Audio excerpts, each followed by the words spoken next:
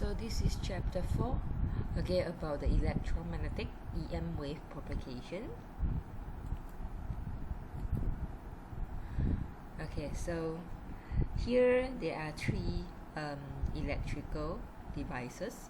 The first one is microwave, second one is a smartphone, and the third one is a radio. So the question arises, how do all these equipment operate? Okay, so for this microwave, inside the microwave there is an antenna which radiate electromagnetic wave at frequency 2.45 gigahertz, and when this frequency interact with the food inside, it able to resonate with the water molecule within the food. So as the result, the molecule of the water that tends to vibrate, and this generate heat, to heat up our food. And for this mobile phone, it always interact with the mobile phone base stations, by using the electromagnetic wave. They pick up the electromagnetic wave. So when you make a call, so that electromagnetic wave will be radiated from the antenna of your mobile phone, and then interact with the mobile phone base station. As for this one, this is the radio. So the radio base station, they will radiate the signal, and this signal will be picked up by the antenna of your radio. So basically, all these devices, they are operate based on the propagations of electromagnetic wave. So basically, propagate electromagnetic wave, they are the combinations of the electric and magnetic field, and these field they vary sinusoidally, which means that they change, with respect to the time. So here we can imagine, how does the electromagnetic field looks like. Imagine here you have a radiating antenna. So when this antenna radiate the EM wave, so this EM wave will expand upward, from the source in the form of spherical wave. So this is all the spherical wave. So when this spherical wave move further away, they will become a plane wave. They will become a plane wave. You can imagine this situation like you throw a stone into a lake. You will see the water ripple. So the water ripple at the beginning, it is a circular shape. When it move further away, it become a plane. It becomes straight line, something like that. So at this position, we call it as a uniform plane wave, which we observe it at a location which is very far away from the source. So this is how the uniform plane wave looks like. So the electric and magnetic field, they are orthogonal. Orthogonal, it means that the angle between them is 90 degrees, or transverse, oscillate at right angle to each other, to the direction of propagation. Therefore it propagates in transverse electromagnetic mode. So when we found that the angle between the electric field and also the magnetic field, they are 90 degrees, we say that this field is propagated in the TEM mode. So the direction of the electric field is pointing in the X directions, while for the Y it is pointing in the while for the H it is pointing in the Y directions. And the electromagnetic wave is propagated in the direction of the Z. They are different, yeah. Maybe you can look at these animations. This is how the wave it propagates. So the EM wave can propagate in two different mediums. We call it as a guided medium and also the unguided medium. So for guided medium, the example of it is a coaxial line. So here you have an inner conductor, and outside here you have an outer conductor. Okay, when we supply signal to this coaxial transmission line, current flow in this inner conductor, and as a result it generates the magnetic field. Okay, so all these, they are magnetic field. And since here is positive charge and here is negative charge, the electric field exists between them. Okay, all this you have learned, okay, in the first chapter. Yeah. Okay, so the electric field and also the magnetic field, they are orthogonal to each other. Okay, so for this EM wave, it can travel in unbounded medium or unguided media, like I mentioned just now. Okay, where you have for example, FM radio transmitter. Okay, so it transmits the signal, and this signal will finally reach your antenna. Okay, look, this is the source of the electromagnetic wave that we are surrounded by every day. Okay, so basically when an electronic or electrical system that operates, okay, they will radiate the electromagnetic wave. So all these electromagnetic waves, they are operating at different frequency, okay, to avoid the interference between each of the system. So when a designer want to design a new product, okay, they have to design so that their system will radiate at a frequency which is set by the government.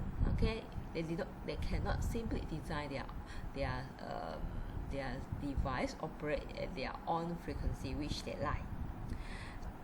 So in Malaysia, okay, there is an agency, okay, government agency, which we call it as a MCMC, and this MCMC is the person in charge, okay, that assign the frequency band for different application. So it means that when you want to design something and you found that this thing is actually radiating, you have to make sure that it radiates at the correct frequency band. Okay, if it is radiating at a wrong frequency band, okay, it will interfere with the other system and you might get complaint, okay, from this or someone from this government agency. So when you search in Google, you can easily find this spectrum allocation in Malaysia. All these color actually represent different application. Okay, you can zoom in. Okay, you can zoom in. Let me see. Okay, yeah, I try to zoom in. Okay, the figure is a bit blur, but you can refer to the figure in the Google. So for mobile phone, okay, it's color, and it's for fixed. Okay, radio navigation. All these, they're actually representing different application, and this is the slot actually allocate for them. Okay, so you have to match, okay, the slot of your application, okay, if according to the spectrum. Okay, so these are the broadcasting service, mobile service, fixed service. What are their frequency band? Okay, so here is all well stated. Okay, it's well stated. And what is the frequency band, okay, for the GSM 900 for different company. Okay, and this is the frequency allocation for radio station. Okay, so when you tune the radio stations, okay, you'll find that the frequency is always from here to here. Okay, it's impossible you get a tune at 199 megahertz. No, impossible. Okay, because the government already said this range is located for FM radio transmission. And this is the analog TV. So of course now there's no more analog TV. Okay, we move on to digital TV. So it has its own transmissions frequency. Okay, so basically this is the general informations, okay, about the electromagnetic wave, okay, in Malaysia. We will move on to the theory part, which is the wave in general. So just now I mentioned that the wave is actually varied with respect to time. So it means that it varies periodically or sinusoidally. and we actually can represent the wave in mathematical form by using the phasor. Okay, so phasor is a complex number. Okay, it contains the amplitude. Okay, this is the R is the amplitude, and the phase. Okay, the phi is the phase. So we can represent this phasor in two different forms. One is the rectangular form. Okay, you have a real part, imaginary part, and the other is the polar form. You have a magnitude and also the angle. Okay, so when we introduce the time element, okay, for example, this phi is represented by this one, omega t plus theta. Okay, we can split it into this way. Okay, this is just another way for us to write the polar form of the phasor. So the real part will be this one, and the imaginary part will be this one. We can get a lot of information based on the mathematical equation of that electromagnetic wave. So here there is a simple one. Okay, now consider you have a sine wave. Okay, this E represents it is an electric field, and this T shows that, okay, the value of the E change with respect to time, and A is the amplitude of the sine wave. Okay, and it is resonate, or it is propagate in sine sinusoidal sine, and omega is the angular frequency, and T is the time, and the beta is the phase constant, and this Z actually represent the directions. Okay, the directions of the wave propagate. Okay, so when it is negative Z, okay, it shows that the wave is traveling in the positive Z direction. This one you have to take notes. Okay, so in other words, it means that when this is a positive Z here, okay, the wave is propagate in the negative Z direction. So this sine wave, we can plot it as a function of t. Okay, and by keeping the Z constant, and vice versa. Okay, so this is how we plot the sinusoidal wave. This is when the t is constant. Okay, so you can plot it. Okay, and the wave will take lambda distance to repeat itself. So we call this lambda as a wavelength. And if we fix the Z, okay, we can get this plotting. And t is the time, okay, taken by the wave to repeat itself, and we call t as the period. Okay, so this is the relationship between the lambda and also the t. Okay, the lambda, okay, can be linked with the t by multiply the u with the t. U is the speed, how fast the wave propagate, and the t, we know that it can be related with the frequency by using the 1 over f. Okay, so when we write it, it can be in this way. So this is the angular frequency, and this is the phase constant. Okay, where you can calculate by using 2 pi over lambda. So this means that for this 2 pi over lambda, for every wavelength of distance travel, so the wave will undergo a phase change of 2 pi radian. So all these formula you have to remember, they are very basic one. Okay, so this is just mathematical representations I'm going to go through, and this thing has been reported in the previous YouTube video, so I also won't go through in detail, but here I want to focus, okay, which is about the electromagnetic wave propagations in different medium. Okay, in different mediums, we have 4 types of medium here. We have lossy, lossless, free space, and good conductors. Okay, so for all these media, they have different property. So we focus on 3 property. Okay, this one, the first one is, we call it as a sigma. Okay, sigma represent the conductivity of the medium, and this thing is epsilon. Epsilon represent the permittivity of the medium, and here you have a mu. Mu represent the permeability of the medium. So for different medium, they will have different property. Okay, you can check this one. For lossy dielectric, okay, its conductivity is not 0. but for lossless it is 0. So for both lossless and lossy, they have their own, okay, permittivity and also the permeability. Okay, the easier one will be a free space because it is not conductive, and the permittivity will be equivalent to the permittivity of fixed or free space. It is a fixed value for both of them. Okay, and for good conductor, okay, the conductivity is very good, very high until infinity. Okay, but there is no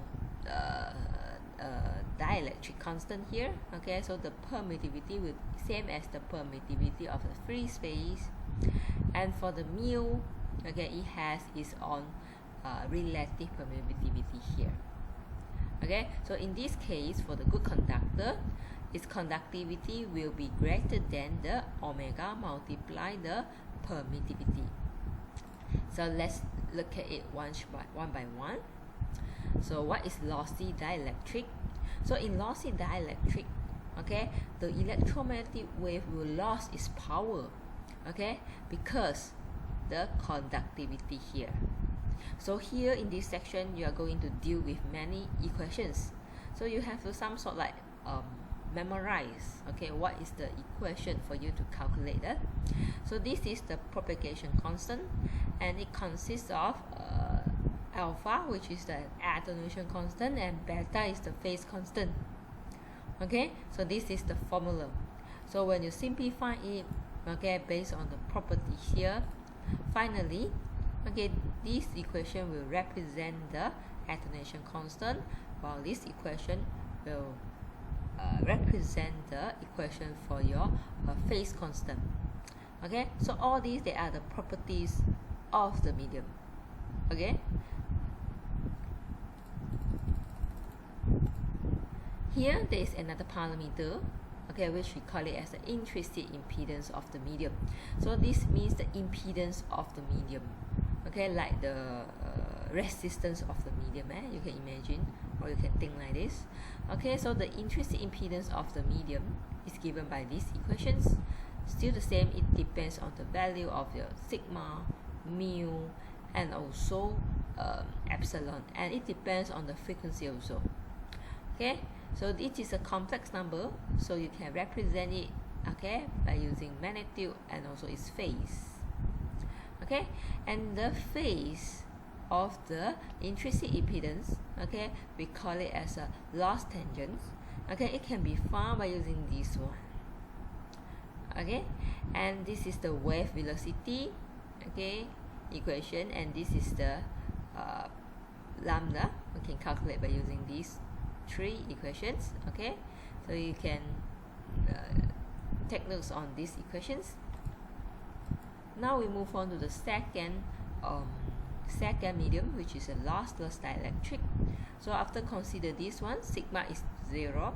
So this alpha will be automatically 0 because of the approximations. And the beta, okay, it will be simplified based on this one, and it becomes these equations. As well as the other parameters here, they will be simplified. Okay, so basically you have to remember the main one. Okay, these are the main one. So you can simplify, okay, the equation based on the properties of the medium. Okay, or if you want to memorize, or you can do it so as well. Okay, so this is for the free space.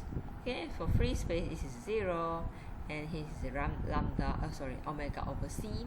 So for the speed, okay, of the free space is fixed, which is 3 times 10 power 8, and for its intrinsic impedance, it is fixed as well in free space. It is 120 pi.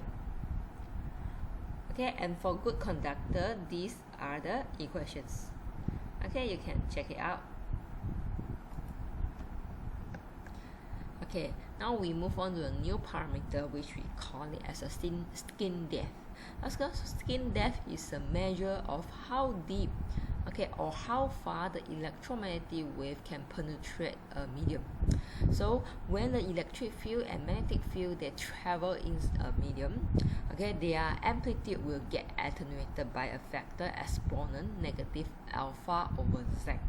Okay, this is how the signal looks like when it travels, okay, with respect to time, and finally it dies away. Okay, so the skin depth, okay, can be calculated by using this one 1 over square root pi f mu and also the sigma. So when you observe this one, okay, as the frequency becomes higher, the skin depth will become lower. So it means that at high frequency, the electromagnetic wave can propagate in a very short distance. And for the sigma represent the conductivity. So for good conductor, okay, the skin depth will also be very small. So this phenomena we can easily get it, okay, especially when we observe the antenna of our TV. So when the current flows at a high frequency, okay, that tends to flow in the thickness of the circular ring. Okay, that is the reason why our antenna, if you observe it, it is in the hollow shape. Okay, for the conductor, okay, for all the elements, okay, all the arrays of the antenna. Okay, the skin depth is also useful for us to calculate the AC resistance.